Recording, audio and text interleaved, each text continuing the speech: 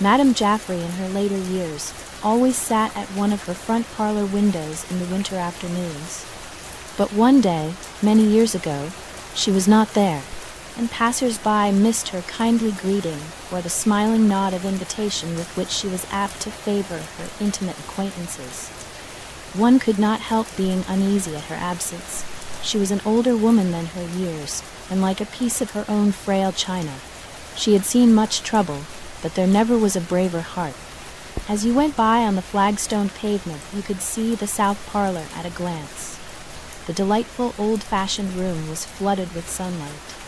If you lingered for a moment, you could look through and beyond the room itself and see the old garden pear trees whose fruit all Grafton knew. Where could Madame Jaffrey be? And where was Miss Esther Jaffrey this February afternoon? The two ladies are sitting in an upper chamber together and suffering the first pangs of a great disappointment. All Grafton knows the story of their pinching economies and the cheerful sacrifice of their own comfort, and that these have been reckoned as nothing in their pride and joy at furthering the interests of Leonard Jaffrey, the only son and last hope of his house and name. Perhaps if the good unworldly women had known the increased expense of a college education, as compared with the prim figures in ancient family account books, they would have lacked courage for even this darling project of their hearts. But from the time of the boy's babyhood, there had never been any question of his being sent to Harvard College. The Jaffrey men had all been graduates. Famous old Marlborough Jaffrey, the first of them in the colonies, was an Oxford student who forsook his scholar's gown for a New World enterprise. And though money grew scarcer as the last of his grandsons grew older, the brave ladies looked forward hopefully to the days when their sacrifices would be returned to them fourfold. They thought of Leonard Jaffrey's ancestry as if it were a solvent bank of distinctions and emoluments in which he had a noble credit account. If he could not represent the actual wealth of old Marlborough, for this, in their poverty, might have been most alluring, he could at least re-embody the shade of his grandfather, the great jurist, or, failing him, there had been well-salaried and devout clergymen. His own father had chosen this career lovingly and died young, but already famous. In the collateral branches of the family tree hung plenty of well-ripened fruit, but it appeared sometimes as if Leonard had descended not from these, but from some less worthy infusion of sap, some heedless alliance which had been quickly overlooked and ignored, had yet left its corrupting and perverting influence in the Jaffrey blood. This young scholar was a very Jaffrey to look at. You could make up his somewhat characterless face from the features of the family portraits. A nose here, an eyebrow there, a lock of waving brown hair from his wistful-eyed father in gown and bands. Yet he had not the spirit of the Jaffreys, this Leonard who was the last of them, and it was only in sad and disheartened reveries that his sister was forced to acknowledge this melancholy deficiency. If she had been the son, she often said to herself with a surging thrill of pride and daring, if she had been the son, how she could work and win her way, and not be the least of those who had borne the Jaffrey name unsullied. But she was only a woman, and the Jaffreys were more provincial than they used to be. A Jaffrey of Grafton could not lead public opinion in unfeminine directions. She was not a social reformer, but fiercely conservative at heart. She had denied herself everything that could be denied, but treated her mother like a queen in exile. And so, with sinking heart and dwindling hopes, they came at last to this day, when a letter had arrived from Leonard to say that he had finally forsaken any intention of exercising his profession. His general studies would more than fill his time, and he had conscientious scruples against preaching the dogmas of the faith in which he had been reared and trained. And the two women knew that there was to be no such thing as persuading him to change his mind. The Jaffreys had always won their fame by their power of decision. Leonard had said, "I will not," and could hang back with all the steadfastness with which his ancestors had said, "I will," and then pushed forward to their goals. Now the acknowledgment must be made that he had disappointed all hopes from the first. From the day that Miss Jaffrey, with eager, elder sisterly forethought, had looked through the list of his classmates and rejoiced to find a Quincy, a Boylston, a Winthrop, or a Gardner, and gladly planned for the resuming of old family alliances and friendship, only to find her brother uninterested and even reluctant. From the day when she sadly acknowledged that Leonard saw the world through strange eyes and was indifferent to the old home standards, she had been driven back inch by inch to the very stronghold of her opinions. She only held to her own instincts and the Jaffrey Code all the more fiercely, because there was a traitor on the very throne. Something must be allowed for the natural rebellion of a young man to petticoat government. But the fact remained that Leonard Jaffrey was indifferent to worldly honor, careless of the world's needs or its demands, in no wise public-spirited, and a strange bird altogether to have been hatched in the ambitious Jaffrey nest. Fortunately, the already aged and fading mother was not forced to stay long in this world, to bewail the blasting of her hopes, and make futile excuses for her wrong-headed boy.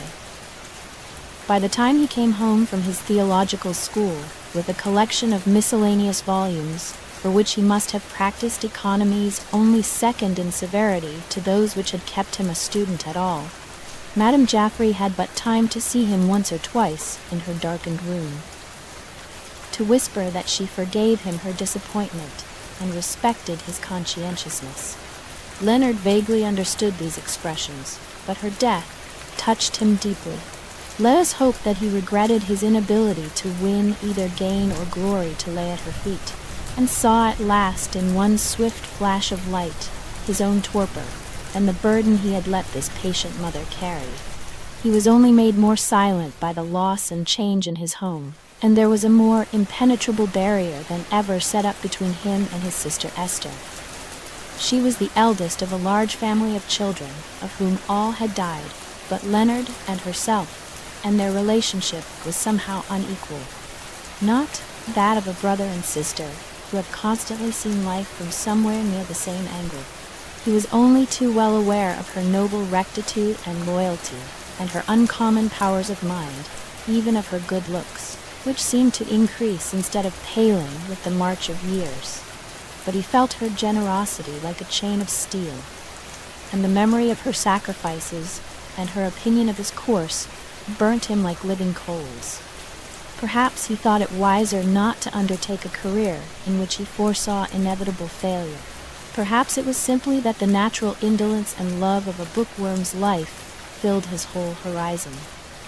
He went away directly after his mother's funeral, for he could bear neither the sight of the empty rooms nor the weight of his sister's stately courtesy, which only covered that sullen disapproval of himself that lay beneath.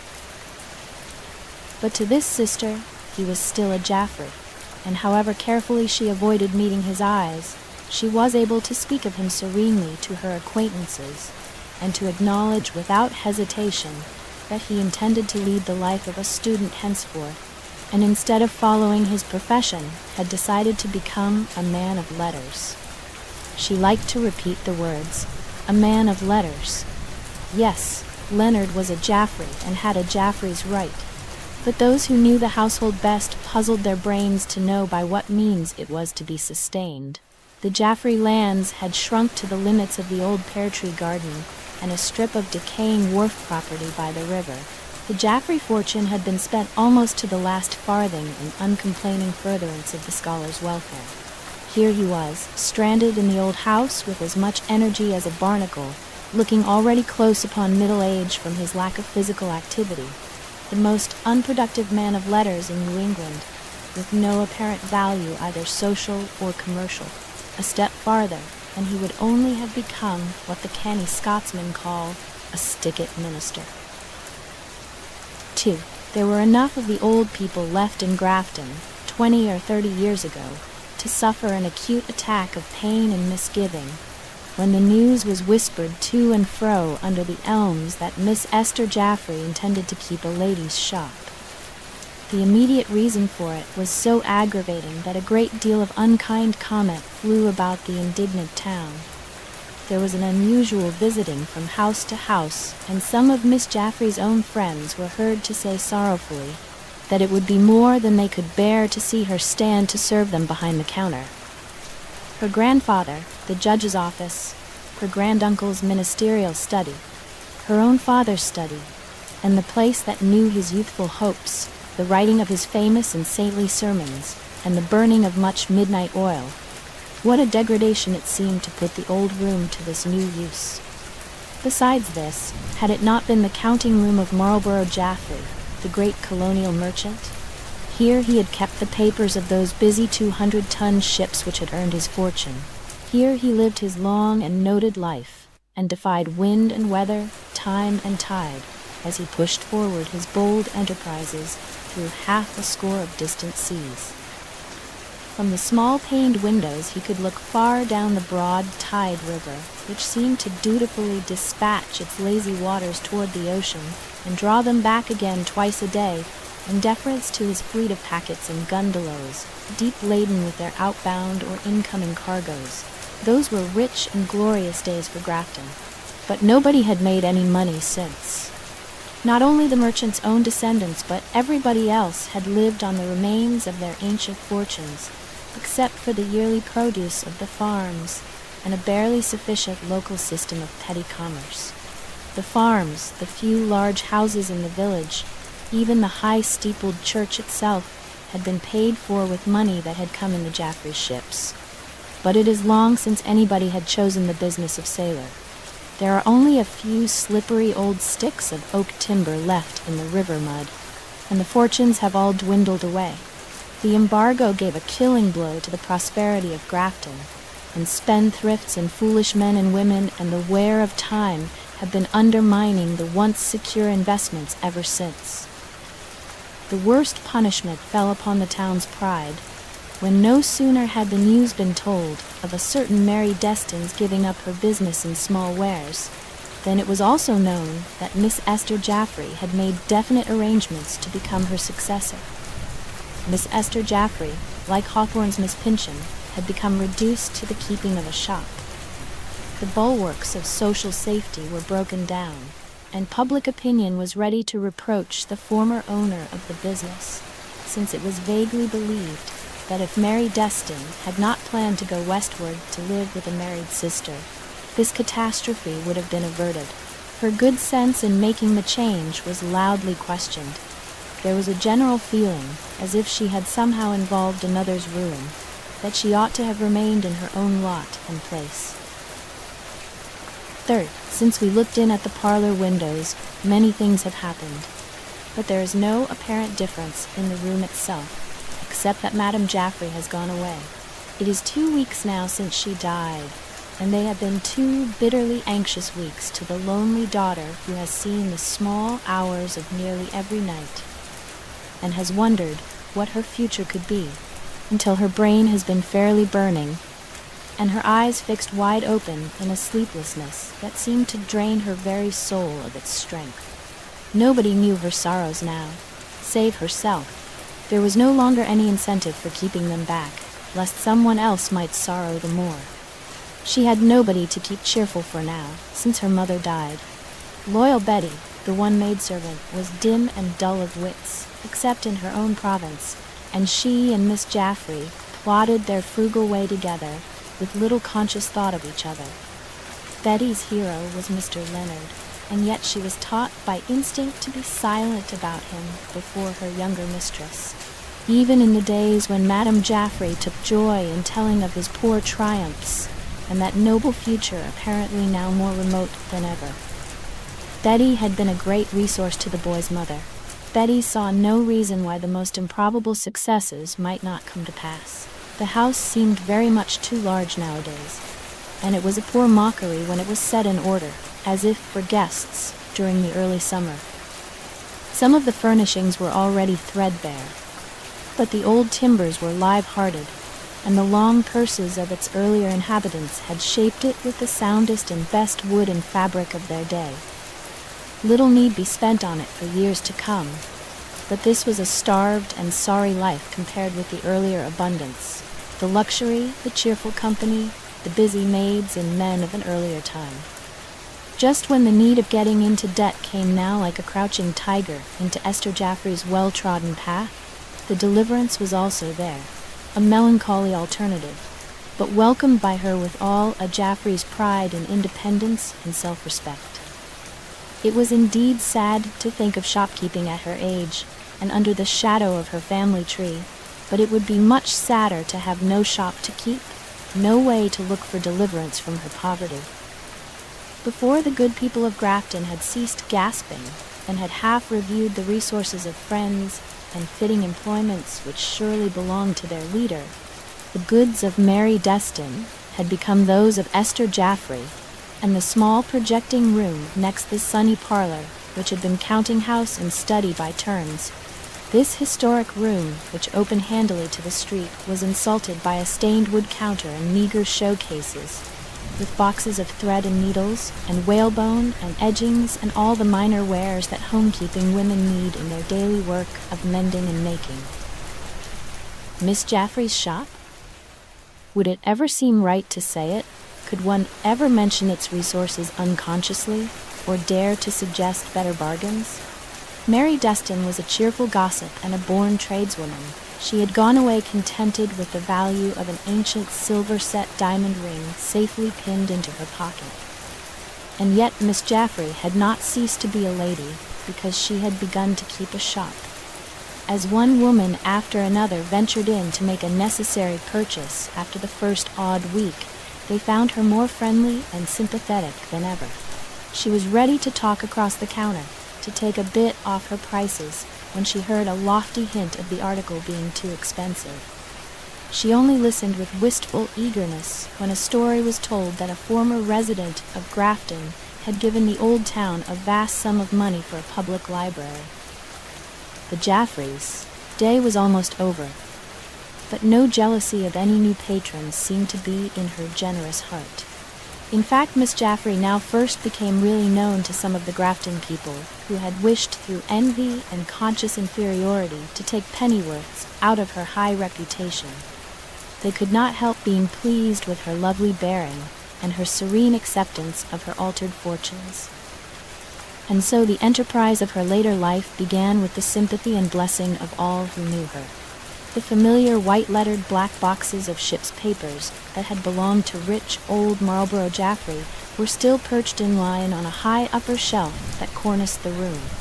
All his descendants had been proud to keep them there. Ship Esther, Brig Marlborough, Brig Brazenos, Ship Palatine, Ship Pactolus. How well Miss Jaffrey knew the long row.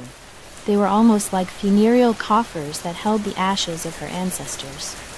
During the second week after the shop was opened, Mr. Leonard Jaffrey came home. He had already sent some of his books, and dimly expected to find them neatly placed on the shelves. Now he brought more, and as he drew near the old house, he looked with eagerness at the study windows, as if there must be his true home henceforth. He had already planned the disposition of his treasures with rare enthusiasm, but he was suddenly aware of strange shapes and colors behind the familiar small panes. Could Esther have let the room to a stranger? He grew dizzy for a moment with uncharacteristic wrath. Then he was smitten, let us hope, with regret. When the trunks were carried into the wide hall, and he stood uncertain what to do, feeling for once the weak man he was from his lack of force and strange inadequacy, Miss Jaffrey made her appearance. She was singularly gentle toward him. Indeed, was not she his protector and defender? Had not she solved the puzzling problem of their being clothed and fed? And the sister and brother kissed each other with a softening remembrance of the mother who had loved them both and been patient with them, and from that day forward the shop was never discussed or in any way berated. Ivor. It sometimes appeared as if nature had destined Leonard Jaffrey for a reservoir of learning. He was absolutely without any original thoughts or gifts. He was unproductive from the beginning. Yet with unquenched appetite, he devoured the wisdom and imagination that were stored between his book covers. Unsated, unflagging, unforeseeing, he became at last a perfectly unavailable treasury of other people's knowledge, like some lake that has no outlet. Yet there surely must have been an invisible exhauster of his hoards to correspond to the lake's evaporations, not speech, for he grew silent and withdrew more and more into himself as years went by. Miss Jaffrey was much the gainer by her increased facility for intercourse with all sorts and conditions of women, but the brother seemed to have let his individuality ooze out to the dry pages of his books, as if they were a species of treacherous blotting paper, and destined in time to completely absorb him. He never asked his sister for money, but she spared him what she could. Was not that one cause of the shop? Sometimes he looked at her very wistfully as he put the price of her self-sacrifice slowly into his pocket, and vaguely called up a feeble ghost of his purpose to more than make things up to her by and by. But when his pockets clung together for very leanness, and some longed-for pile of dusty volumes was slipping out of his grasp with every hour, he even found himself greedily gazing at the shining silver tea service, of which he and Miss Esther were the sole heirs. Packed away in the sideboard were useless porringers and tankards. Yes, he was quite capable of selling the whole of the Jaffrey plate in these moments of anguish and limitation. He was a book miser at last. It was a mercy that he lived in Grafton, for the vicinity of bookstores and ragged companies of volumes on corner stalls of the great towns would either have made him mad or a hardened offender against justice. As the years slipped by, he gained some little reputation as a scholar, quite unworthily, for he was too firmly grafted into his position as idle accumulator and reader to exercise his stunted powers of thought. He was only a personified memory with no gift at combination and association, an encyclopedia, a very rag-bag of true and worthless knowledge, and the easy life which made no continuous demands upon him seemed to hold no inspiration in any of its lights or shadows. The library slowly grew. The man himself really dwindled, yet he was thought a much wiser and more awesome person than the resolute and gentle sister who kept her petty shop as intently as that famous grandfather had managed his shipping. She was secretly glad to spend what energy she could upon this slow little business, and tried to fancy that she was by nature a businesswoman. Yet she at first insisted upon the old family custom of reading aloud, and so upon sharing as much of her brother's evenings as possible. Sometimes she was interrupted, but as a rule her own evening leisure was respected, and the solitary lamp on the shop counter hinted that no errands except those of urgent necessity were expected or provided for. If the brother was glad that their mother had not lived to be wounded by the sound of the tinkling shop bell, Miss Jaffrey was rejoiced that she had never been forced to surrender all hope of her son's gaining distinction.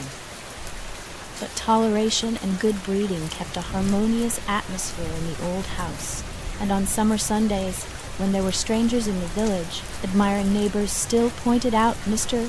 and Miss Jaffrey as the most interesting figures in the congregation. For a long time there was little change in the quiet old village, but there came a day when everybody acknowledged that Grafton was waking up.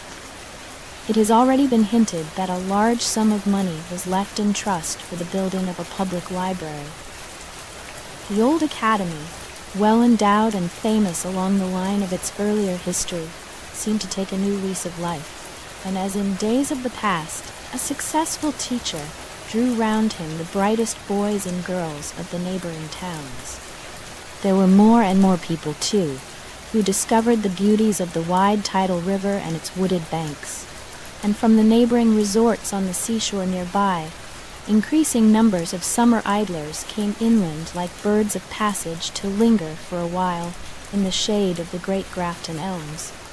The time-honored repose of the village seemed permanently broken, and not the least attractive figure was this stately Miss Jaffrey, who had achieved the dignity of self-sacrifice in willingly supporting her learned brother. It was considered a true romance when the village people discovered this aspect of the shopkeeping through the help of others. They were delightfully eager to enlarge upon the old-time majesty of the Jaffreys and the slow succession of its assailants. Lookers-on could only guess at the self-denial which made it possible for the dear lady to do her part in giving for the good of church or state, or to carry forward, even in simplest fashion, the old-time hospitalities and generosities of the house. But what she gave royally, and with that cheerfulness which the Lord himself loves. The bright young people were a great pleasure to gray-haired, dignified Miss Esther, as they went flitting about the streets in their gay gowns, or lingered in her shop with sweet, sympathetic looks.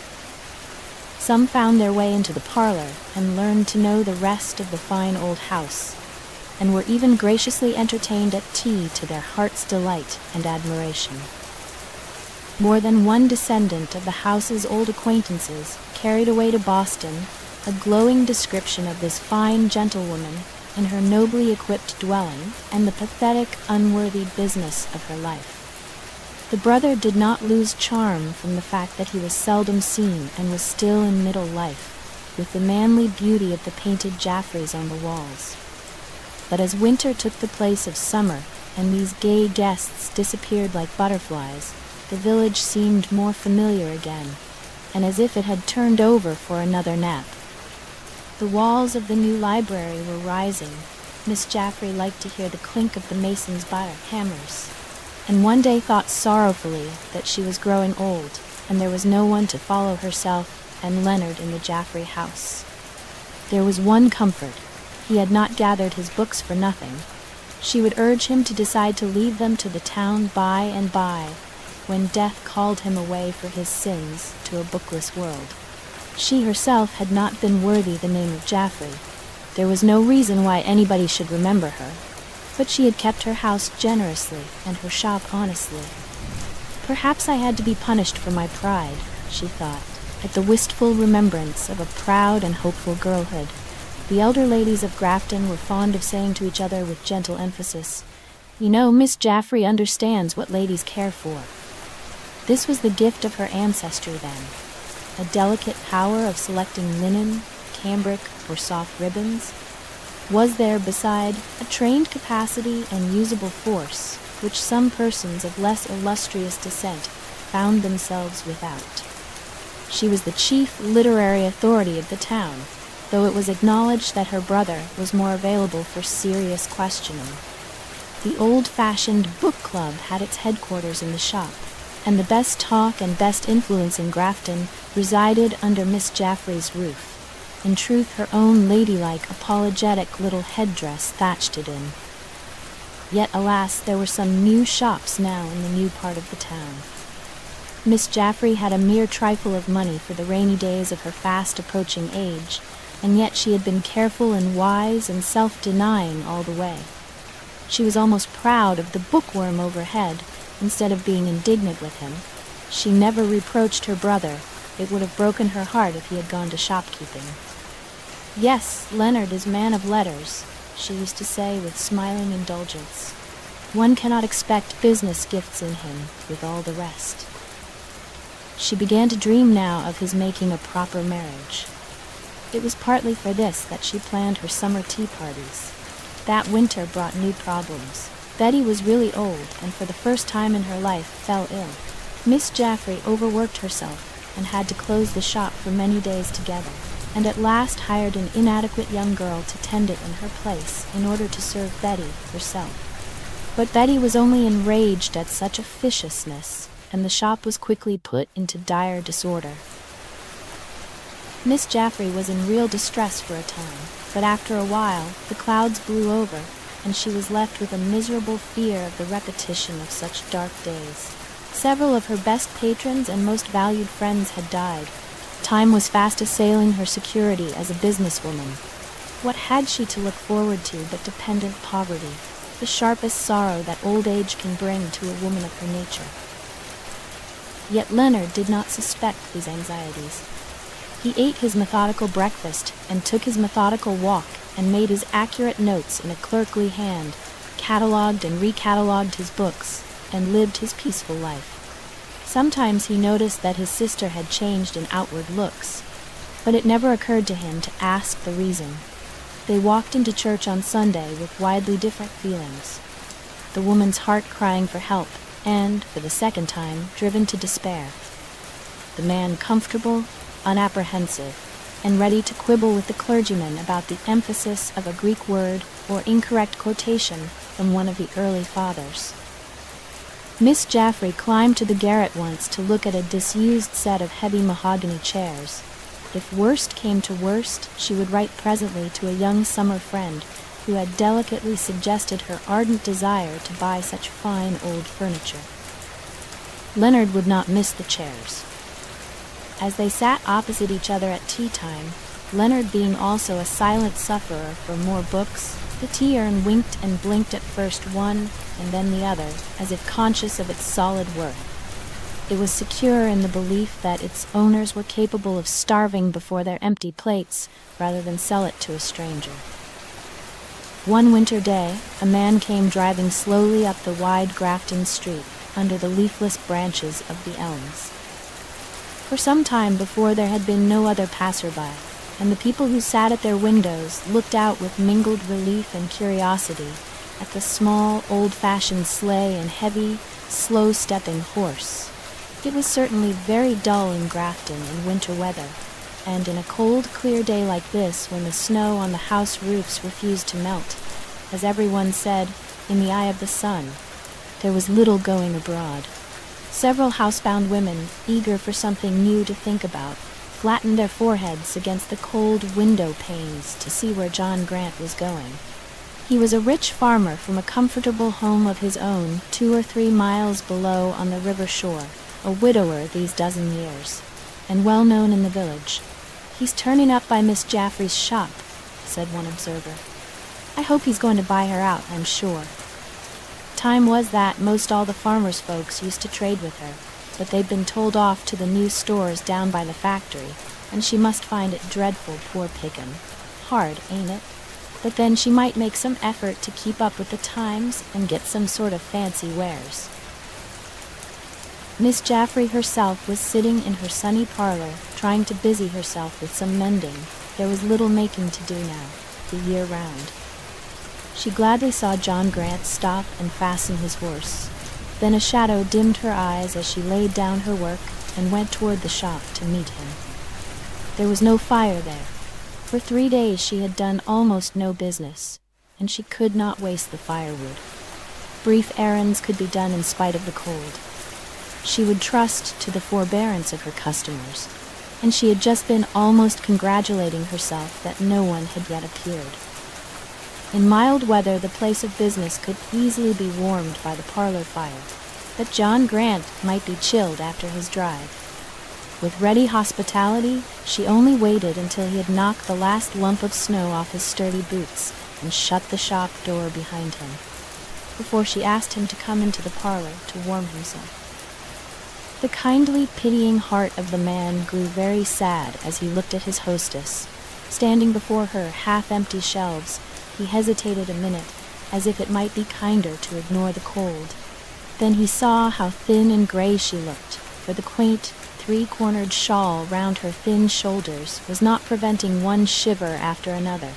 He followed her somewhat bashfully into the next room, and unbuttoned his coat without speaking, though he bowed with sober dignity as Miss Jaffrey placed a chair for him before the Franklin stove. It was quite another atmosphere in every respect from that in the shop, but while the eyes of the portraits and the presence of a lady were trying at first to his composure, they quickly confirmed him in his secret purpose. "I called to see you on a little private business, Miss Jaffrey," said good, sensible John Grant, after they had decorously considered the weather. "I am going to ask a great favor at your hands." Miss Jaffrey looked anxious at first, then relieved. The Jaffreys liked to grant favors much better than to receive them, and she felt strangely at the world's mercy in these days. "I shall be very glad if I can do anything to serve you," she said, simply. "I hope you will not think I mean to presume too far," the plain man said, with grave deference and almost courtesy. "Entire district, and she's a great hand for storybooks. Reads everything she can get, and I see all too plain that she shows some lack of woman's care. I'm well enough off to send her to some of the smart boarding schools, but I can't seem to make up my mind to it. Some young fellow will be picking her off." This with a wise twinkle of his eye at Miss Jaffrey. but I mean to keep her while I can. Nell, there's a good teacher at the academy and all the chance she really needs. If you could see your way to taking her and giving her a little good advice and letting her have the profit of seeing how a lady like you behaves herself, I should be, well, more obliged to you than I've got words to say." There was a moment of silence before Miss Jaffrey gave her answer.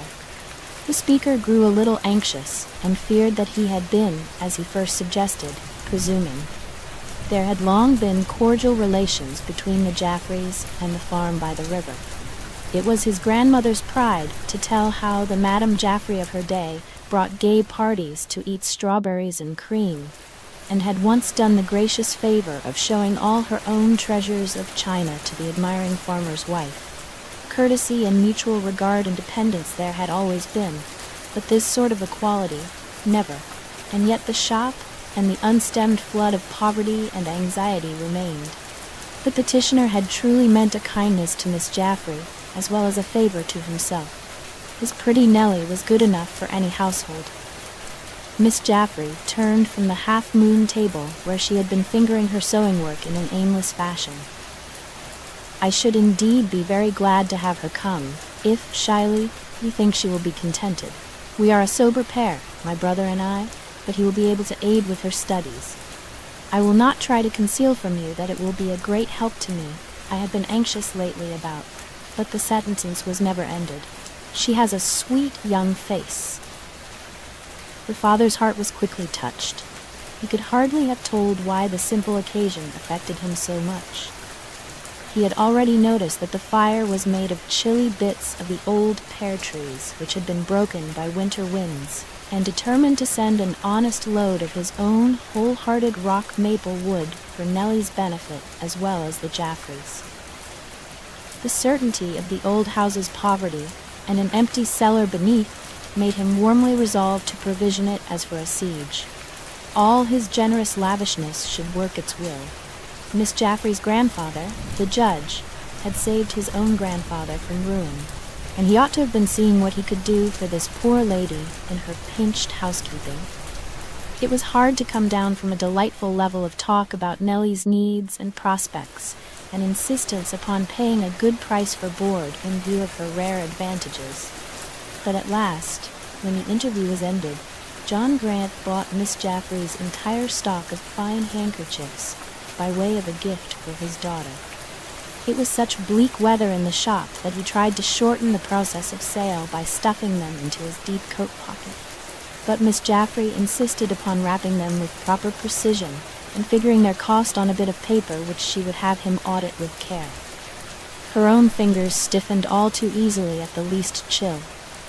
Could it be possible that Miss Jaffrey went hungry now and then to make her scanty larder hold out the longer? Oh, good John Grant, you were an angel that day, in disguise of your worn fur cap and warm, faded old coat with its big buttons. And Miss Jaffrey sat in the winter sunshine and cried as the old sleigh bells jingled away again out of hearing.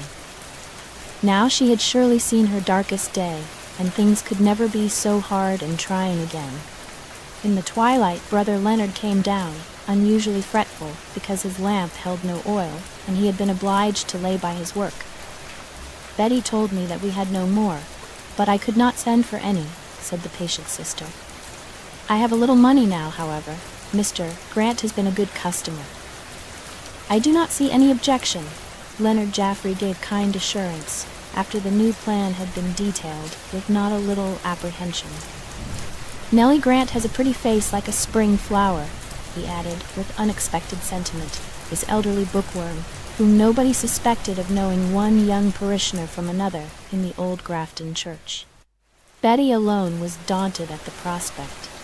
There's no knowing what work she and her mates will make trapecing through the house, the bent old woman grumbled.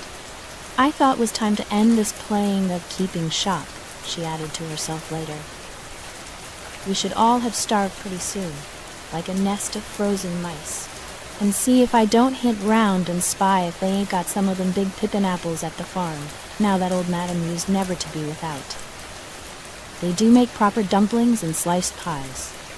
Mr. Leonard Jaffrey stood behind a closed upper window one rainy April day, indulging himself in a fit of complete idleness. His sister still regarded him as a youngish man, but he had long since passed the time when one could justly call him anything but middle-aged. There was a becoming luster of whitening locks against the original dark brown of his hair, and his complexion was like a girl's in its freshness and unmanly absence of any traces of exposure to wind and weather. Student life had evidently agreed with his constitution of body as well as mind. He smiled placidly as he looked out across the brown-budded pear trees and noted the hour on the steeple clock of the old academy.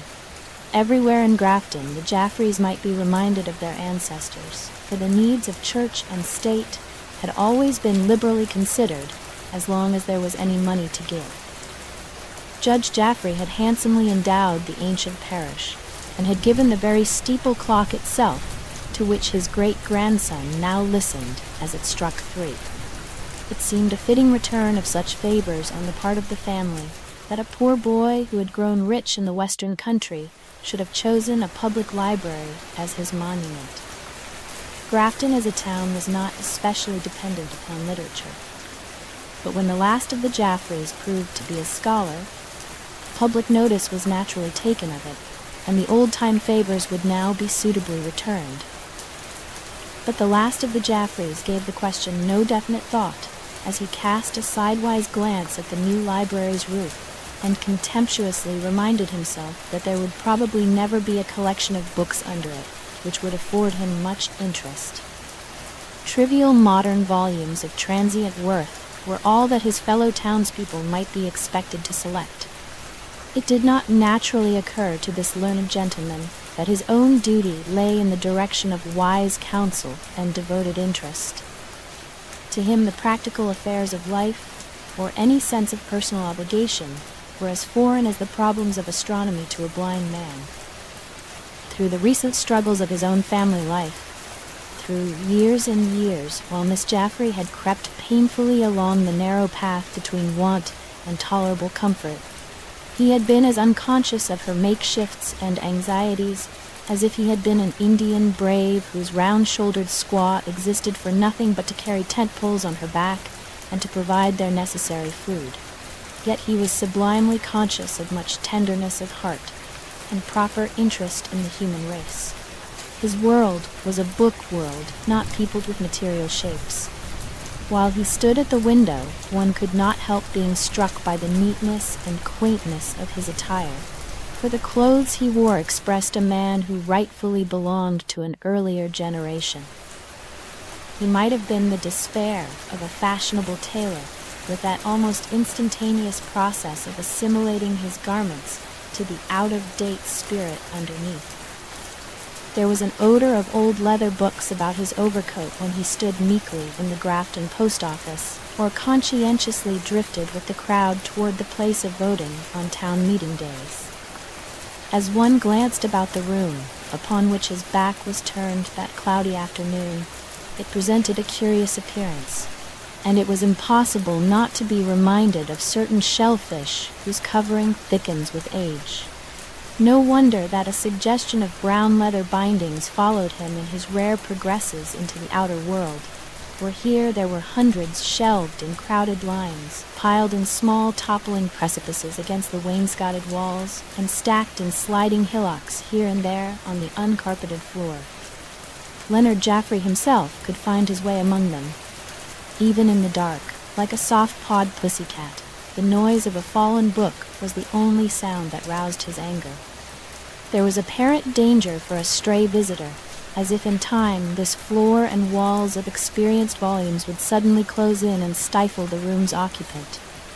The mahogany bedstead was furnished with a wooden canopy draped with faded blue damask. An armful after armful of books, for which there was no other lodging, had been stowed away on the top next the ceiling. The apparent method of reaching them at such an inconvenient height was by climbing the slender carved mahogany posts, but it would be difficult to fancy the dignified owner sliding carefully down to the floor after a season of reference and review of his celestial authors. A discerning eye might have shrewdly noticed one evil-disposed work which had slipped out from its pile on the burdened tester, until it seemed to be wickedly just holding itself back until it could drop fatally upon Mr. Jaffrey's head, just as he intended to retire for the night. There was truly something evil in the way it bravely held its dangerous weight high in air, or risked the possibility of gathering more dust. The scholar at the window leaned closer against the sash, as if something attracted his attention. Those who were quick enough to look over his shoulder could have caught a glimpse of a young girl who went with flitting step along the sidewalk next the old garden. The fence was unfortunately of solid boarding, and was far from being transparent, even after many years of necessary wear and moss growing. At the top, it was cut in sharp points, and the girlish face moved quickly past in full view. The watcher drew back into the shelter of the window shutter, but his face had noticeably brightened. As he went back to his seat beside the table which held his writing materials, it was impossible to resist the suspicion that this was not the first time that he had seen Nellie Grant on her way home from her afternoon lessons at the academy. A few moments later there was heard the familiar groaning creak of the old front door, and the noise of its decided closing. Mr. Leonard Jaffrey half rose from his wooden armchair, which was made altogether of serviceable slender rungs. Then he regretfully sank back again, with an almost bashful look upon his face. He waited, listening intently, but he was not gratified by the sound of approaching footsteps. It seemed as if the mist which had followed an earlier rain were making the old bedroom library almost too dark and dismal to be borne, and he drummed on the table fretfully with his familiar penholder. Miss Jaffrey greeted her young housemate with a cordial smile of welcome as she came in, rosy and smiling from the street. Nellie was very much of a little lady, and with the help of numerous visits to the farm, had managed to be perfectly happy in the imposing Jaffrey house.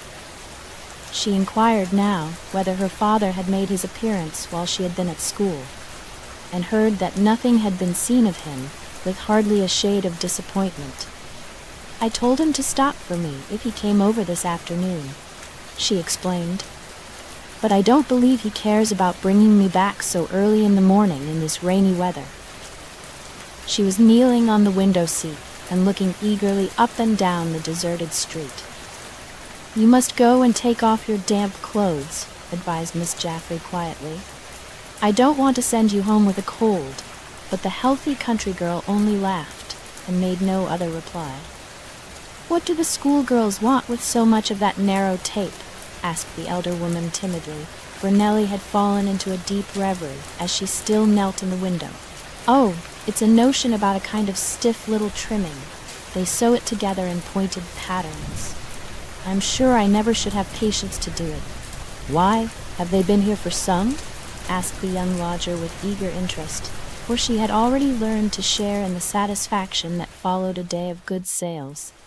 "Yes, they came like a flock of pigeons an hour or two ago," answered Miss Jaffrey. "I happened to have a box full of narrow tapes put aside, of the very best quality too, and they pounced upon them gladly. I think I have had those little tapes ever since I kept the shop at all," she added by way of reminiscence.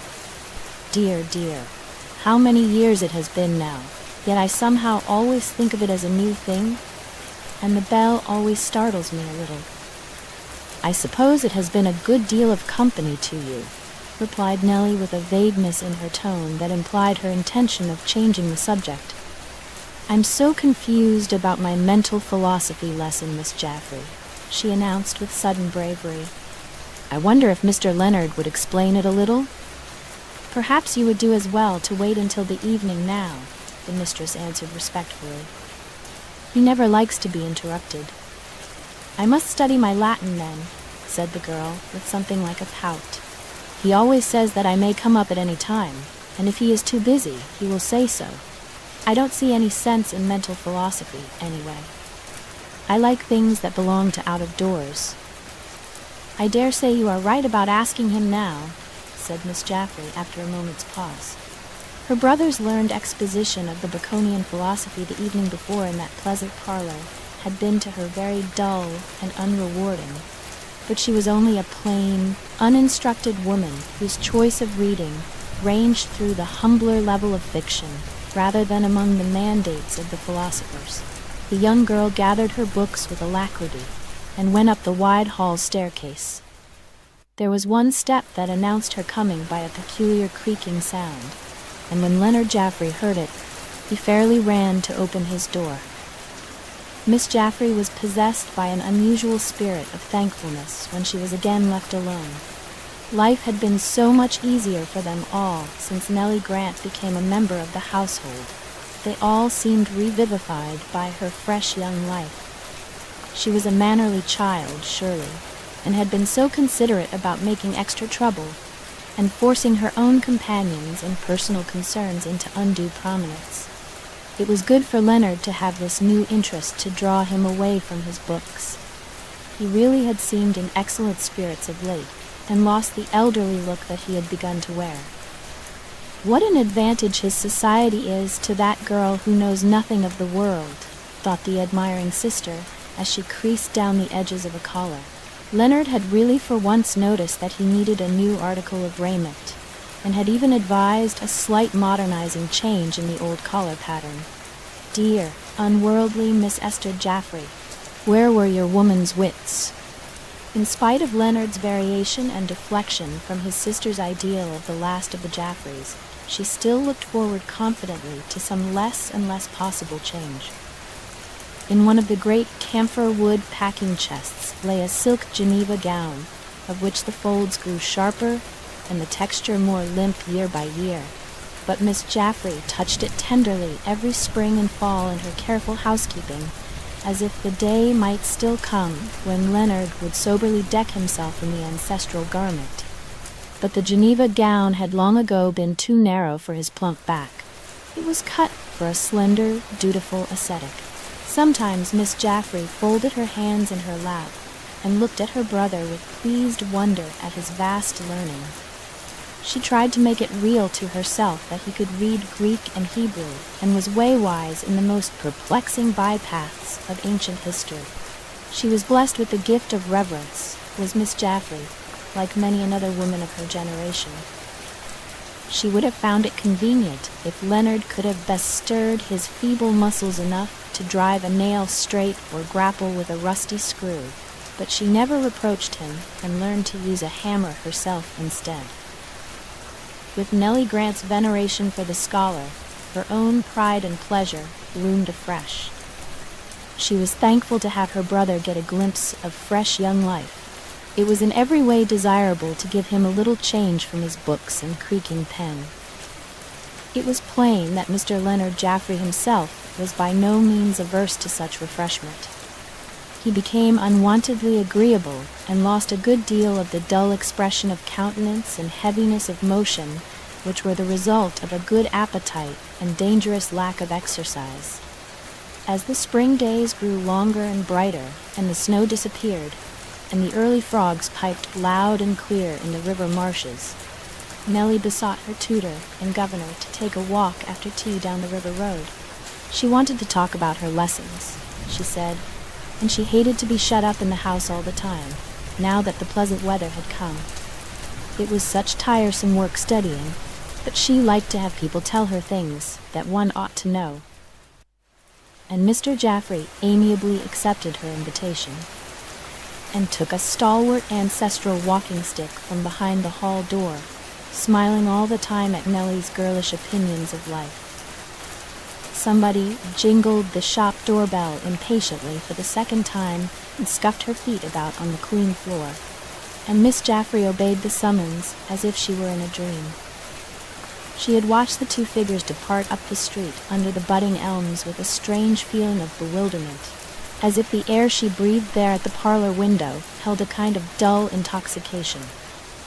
She was vaguely afraid that poor little Nellie might grow over-fond of her stately companion, but the fear was driven away during an interview with a loquacious customer. Leonard would gravely discourage any silly feeling that a young girl might have. Miss Jaffrey smiled. For herself, she would as soon fall in love with her brother's great dictionary as with himself. With all his worth, he was not her idea of a lover, and the dear soul blushed as if she were as young at heart as Nellie herself. Besides, the Jaffrey dignities sailed as high as the moon over the head of society in general, and Nellie did not even belong to Grafton society, dear fresh-faced little country girl. The shop bell jingled again and again. All feminine Grafton seemed to be in need of pins and needles. One or two of the women who lived along the street said meaningly that they had seen Miss Jaffrey's brother go by a little while before. But Miss Jaffrey responded with very little interest as she counted out change or buttons for her curious customers. At that moment, the scholar and his young admirer were strolling in the odorous dampness beside a long row of willows made shadowy by the twilight. "I get into such a hurry for the flowers to come at this time of the year," said the girl impulsively. "To my thought, there is no flower so sweet as a youthful face," said Mr. Leonard Jaffrey. "We have made a constant spring in our quiet lives." And Nellie blushed as bright as any rose of the June for which she was waiting. A spirit of eager youth drove away all the shadows and haunting ghosts from the Jaffrey house in that bright May weather. The young girls of the academy flitted in and out of the doorway, at first awed by the atmosphere of stateliness and fading grandeur so foreign to their more prosaic modern lives.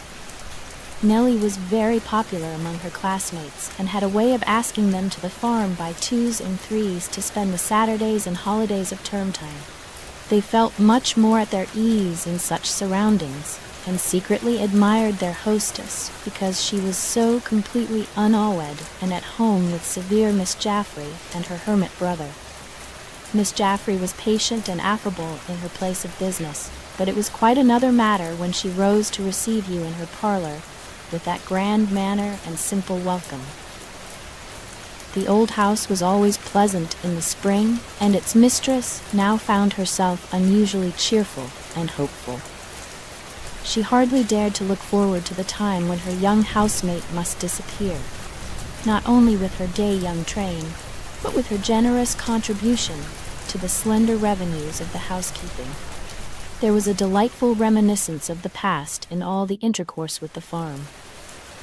John Grant himself had been reared in all the ancient spirit of respect and even reverence for the Jaffreys, and never ceased to show it or to acknowledge Miss Esther's kindness and condescension to Nellie. But he had a great respect for the Grants, too, and looked upon them as people who never need be ashamed of themselves or their forefathers in any company, being people who paid their debts and did their duty in the place to which it had pleased God to call them. And John Grant, the rich farmer and honest selectman of Grafton, was as proud of his pretty girl as if she were a princess. He gave himself great credit for having hit on the best of all plans for bringing her social gain and pleasure in her last year at school. He was as fond of the old place as any man could be of his home, and hated the thought of leaving it for a night. But in the early autumn, after the crops were under cover, he meant to take Nellie a journey to New York, perhaps even to Washington and Mount Vernon, that mecca of every old-fashioned American's pilgrimage. Once he was for a moment possessed of a glowing thought that it would be well to invite Miss Esther Jaffrey to make one of this adventurous party, but his good judgment rebelled. That would be taking a social liberty. With whatever appreciation of kindness, Miss Jaffrey would be sure to instantly decline. It was not John Grant's habit to ask favors that must be refused, but he was none the less loyal to the First Lady of Grafton. Spring came to Grafton like an unannounced young guest who steals into a dull, dismantled house and surprises the inhabitants with a charming gaiety and laughing voice, with a disorderly litter of fresh flowers and greenery, all about the bare, prosaic rooms. Nellie herself might have personified in advance the welcome change of season, and nobody greeted the coming of spring with more joy than the young girl, who went singing up and down the stairs, and brought in mayflowers and anemones until Miss Jaffrey seriously announced that there was no longer an empty china mug or flower glass in the closets. New England people are never quite sure that they may not have another snowstorm until a certain day of movable date, when the sun shines and the dry ground settles itself with a determination not to be mistaken. This day usually comes early in May, and gives conclusive evidence that winter is fairly gone. It is not a day when one can comfortably exert oneself. It is too much like summer. Only yesterday the east wind may have been full of shivers, but now Miss Jaffrey and Betty were busy in the upper part of the house, suffering more or less from the heat and from the cares of spring housekeeping. The fragrant air was blowing through the rooms. Even Mr. Leonard had opened his window a little way, and propped it by a too-thin book that was slowly bending together under the weight of the heavy sash. The unseasonable heat did not end with the close of day, but a summer-like evening followed, lighted by a full moon. Everybody was out of doors, and though Miss Jaffrey was tired after her busy caretaking, she was kept in the shop until long after 8. The academy girls were weaving a fine romance about her of late, and liked to come to buy her wares. In June would be the great exhibition day, and their hearts were already more concerned about their white gowns and their outward decoration than about the improvement of their unscholastic minds.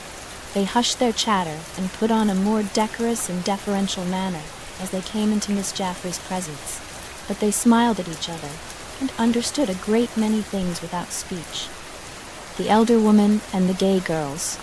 Miss Jaffrey was very glad when her revenues were all collected. The long street was empty at last and silent. The young people had all gone home, and when the last garrulous neighbor had disappeared, it was a great satisfaction to step from behind the counter and close the shop door and put the strong crossbar in the sockets. When the light was out and the 2 or 3 chairs were pushed back against the wall, Miss Jaffrey gave a deep sigh, and thought that she would just look at the evening paper and then go to bed. She was really very tired. Almost always when there was a busy evening, Nellie took pleasure in coming in to help her. To be sure, their nearest approach to a misunderstanding had followed a gentle reminder that the parlor, not the shop, was the place for Nellie to receive and entertain her friends, and there had been a subsequent day or 2 of cloudy weather. The shop was much less demanding in a social way than the rest of the house, one must confess. But Nellie was busy with her lessons nowadays, and quite solemn and cheerful by turns about the approaching end of her school life. Mr. Leonard was obliged to render a vast deal of assistance. Either Nellie was stupid with her book, or he was beginning to squander his time. Miss Jaffrey felt a sense of uneasiness as she stepped into the parlor. There was no light there yet, though it was so late in the evening, and she stumbled against a strayed footstool. The glass door that led into the old garden was wide open. Somebody had taken the trouble to force back the heavy inner shutter that was always drawn across the lower part of it in cold weather. Miss Jaffrey went to the door sill and looked out. It was ridiculous in the girl to behave as if summer were already here. She would take cold in the dampness. There was wonderful beauty in the familiar outlook, and Esther Jaffrey forgave the careless young offender as she herself yielded to the temptation. The air was deliciously soft and warm. There was a caressing sweetness in the fragrance of the old pear trees, which were standing like white ghosts of themselves, all in full bloom in the moonlight. The box was sending up its heavy, quaint odor. The lines of its winter-faded leafage led straight down the old path where the mistress of the house had walked to and fro on many nights like this. She stepped outside the house and stood under the first St. Michael's pear tree and drew a long breath close to its lowest branch. How the old things keep on blooming, she thought, with a rush of feeling at the remembrance of her own faded youth. 2 figures leaning close together came out of the shadows beyond a high syringa thicket. Miss Jaffrey's heart stood still. They were lovers. They were whispering to each other, and the man held the woman to his heart and kissed her. Leonard Jaffrey and Nellie Grant. The moonlight made them look the same age. Leonard's late springtime was in full glory of flowering and delight. "What does this mean?" cried Esther Jaffrey in a voice that seemed strange to her own ears. "Nellie, you must go in at once. Leonard, are you beside yourself?" "Somebody dearer than myself," answered Leonard with a famous burst of sentiment and valor. "Esther, you must be first to know how happy I am." But Miss Jaffrey turned away and followed Nellie into the house with stately steps. Nellie had disappeared, and the sister waited for her brother to come in. It seemed as if they could see the indignant eyes of the family portraits through the dark. "Go to your room, Leonard. I am tired out. I leave you to think what you have been doing in your thoughtlessness." "Nellie must leave us at once," said Miss Jaffrey in the same hard voice, and the convicted listener meekly obeyed. There seemed little use in bolting the doors of the old Jaffrey house now that its pride and honor had fallen, but the mistress patiently went her nightly round and was careful to follow all her time-honored customs of caretaking before she warily climbed the stairs. In 3 rooms that night were 3 wide-awake and troubled persons. Nellie cried bitterly for a whole half-hour at the woeful ending of her new joy. Miss Jaffrey sat in the moonlight, still and pale as if she were made of wood. Mr. Leonard Jaffrey fell asleep long before the first hour of the vigil was past, but was enough alive to the gravity of the occasion not to go to bed. He sat in the study chair by the table. It might have been that the dangerously pendant volume on his bed's canopy could not refrain from letting itself be the instrument of capital punishment. It seemed very late in the night when the scholar was roused from pleasant dreams by a rap at his door. Before he could fairly open his eyes, Miss Jaffrey entered, carrying the last end of her candle in a tall silver candlestick, and she placed this on the table and stood looking at him, while he rubbed his eyes and tried to remember what was the matter, and then to appear heroic. On the whole, it was a gratification to find that he was disturbed enough not to go to bed. But his sister relented sufficiently to say that he might as well have been there. It was very foolish to run the risk of getting cold at his age. "We are only as old as our hearts are," said Leonard, still looking upon himself as the successful lover, but his voice sounded like that of a whimpering boy. "Be still, Leonard," cried the overwrought woman. Her own loveless life cried out suddenly, fired as it was by a piteous jealousy that was hard to bear. She saw her brother at last without the least disguise of sentiment. No hope was there any longer of professorship or pulpit. She had abased her pride and starved and forbidden the hopes of her own life for this. "I thought that we must talk about Nellie as soon as possible," she said presently in a stumbling, weak way. "I feel as if we have broken the trust of having her here, and John Grant will be free to blame us both."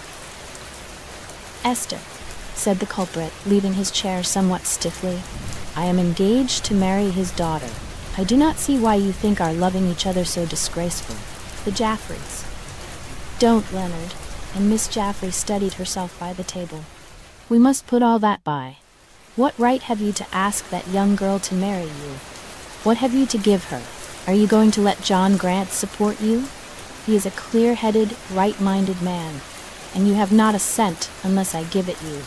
We have been nearer beggary in our lives than you have ever known. It would not be like you to think what John Grant will say. I shall stand before him as an honest man and a gentleman. I wish you would go to bed, Esther, and let things take their course. We are no poorer than we ever have been. I wonder that Nellie loves me, but she does, and she loves you. I have some work, very valuable data, and that sort of thing, which I mean to prepare for publication.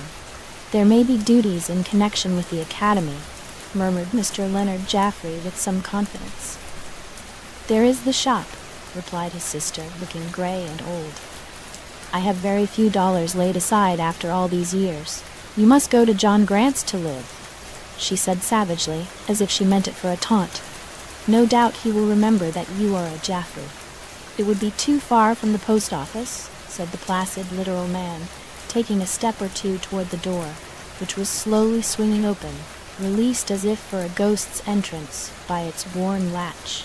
And then Miss Jaffrey, disheartened and shivering with excitement, left the room without another word. She was powerless with all her clever energy and loyal steadfastness before this purposeless creature of indolent drifting and lifelessness. Ah, well, she had often tortured herself in past years by wondering what would become of him if she died first. His future was secure now. Even Betty would take his part and rejoice in the luxury that this marriage would make permanent. 8. The pear trees opened their blossoms all night. The maples and lilacs and syringas swelled their buds and showed fresh tips of green by morning. There were bluebirds and robins at work in the garden and singing high in the elms all along the Grafton Street. It was a terrible ordeal for the 3 members of the family to meet each other at breakfast time, but high tragedy is impossible by daylight, however suitable it may appear at night. Nellie Grant looked frightened and heavy-eyed and a little sulky. Miss Jaffrey was thin and old, but most appealing, with a gentle stateliness that won the young girl's heart all over again. The lover looked and appeared exactly as usual. "Nellie," said Esther Jaffrey, and she held out her hand to the girl. "Nellie, I have been very much grieved and worried, but I do not mean to be unkind. You are very young, a great deal younger than my brother and me, and you must not think of this any more until your father has heard of it. My brother will talk with him as soon as possible. And you must be reasonable. There are so many things which make me think it would be unwise." And then the good woman turned to the breakfast table and tried to behave as if nothing had happened. It was not a repast which was afterward remembered as having been cheerful or convivial, but it was brief, and things were at least made no worse. Nellie helped Miss Jaffrey wash the china and silver afterward.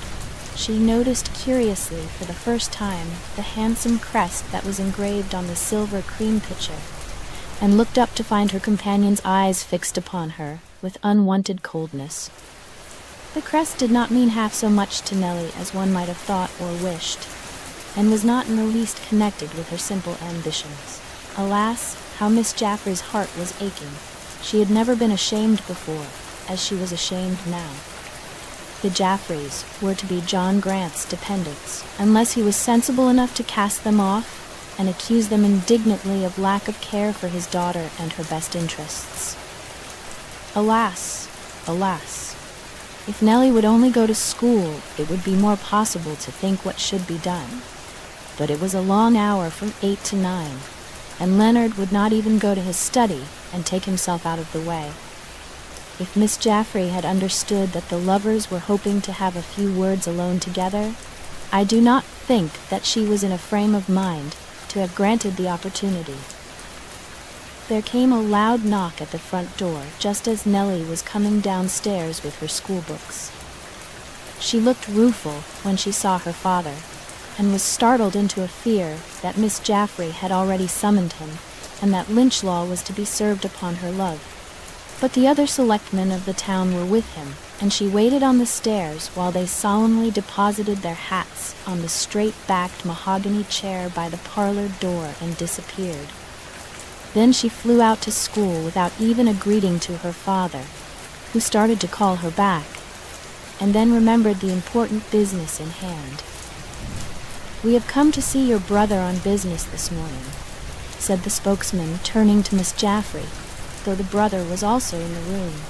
"You are acquainted with the fact that the selection of a librarian for the new library built under our supervision, together with that of the committee, rests in our hands.